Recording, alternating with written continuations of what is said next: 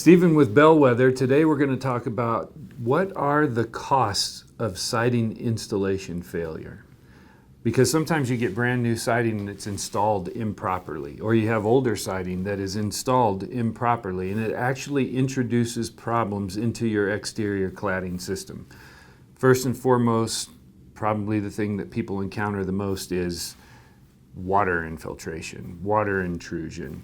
Water is getting behind the siding, damaging your substrate, or even getting into your house. You can see little leaks around your windows where the trim hasn't been applied properly and they haven't used the proper flashing techniques, and so moisture is actually getting in and rotting out your drywall, disintegrating your drywall.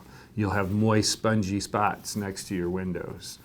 If your siding hasn't been installed properly, you could even have a brand new home, new build construction, and it hasn't been installed in accordance with the manufacturer's recommendations or guidelines. The proper flashing techniques haven't been used.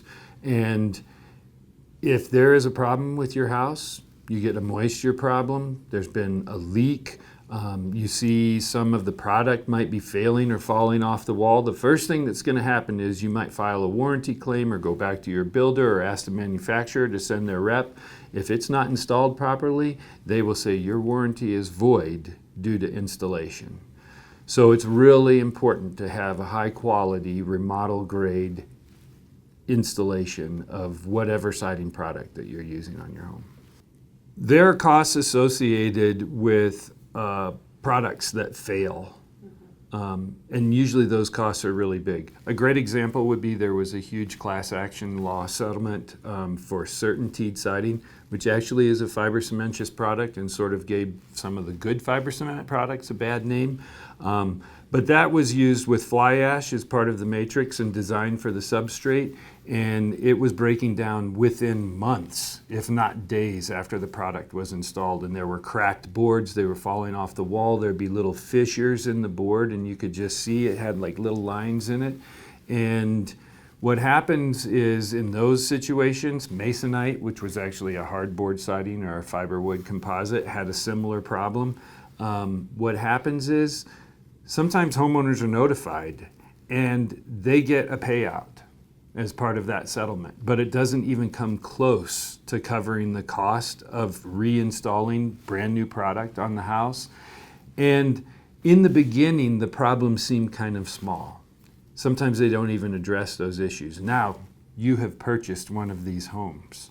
They have already taken the payout, which was only $5,000 or $6,000. That class action lawsuit is complete. You have no access to those funds, and you notice my siding is failing. My trim is falling off. My boards are cracking and falling off the wall. You have no recourse, and you are going to have to replace all of that exterior cladding to protect the inside of your home. So if you have siding installation failure that is causing problems with the aesthetic of your home because it just literally looks bad, there is a cost to that. It makes your home seem like it has less value, and it literally does, because you need to make an investment to bring it up to speed.